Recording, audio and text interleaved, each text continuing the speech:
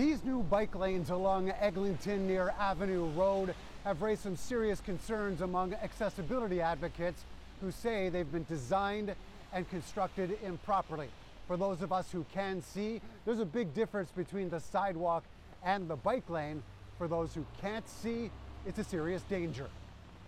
I'd never encountered this before. It is a serious and dangerous threat to blind pedestrians like me.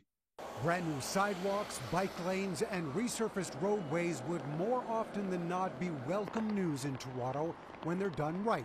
Build one at the same grade as the other without barriers, and there's a major safety issue, especially when someone with a cane can only feel the difference. When I sweep my cane back and forth in front of me, nothing tells me there's a bike path here. David Lepofsky created this video to point out and describe the issues along this stretch of road and says there are regulations in place to prevent them from happening. Our provincial law requires, and our constitution requires, that our city government never create new barriers that impede people with disabilities.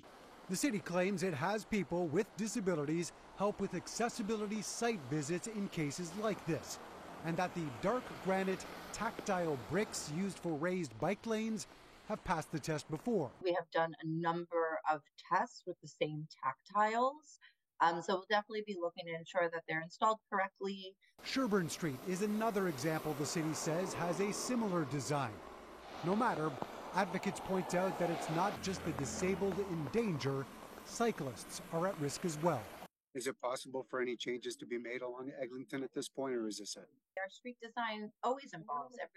Many streets within the city have evolved over time. The city of Toronto should not need a retired blind lawyer to give them advice on how to do this. This is not rocket science. While street designs do evolve over time, there's no indication that the city will be changing its standards despite these concerns raised. Mark McAllister, City News.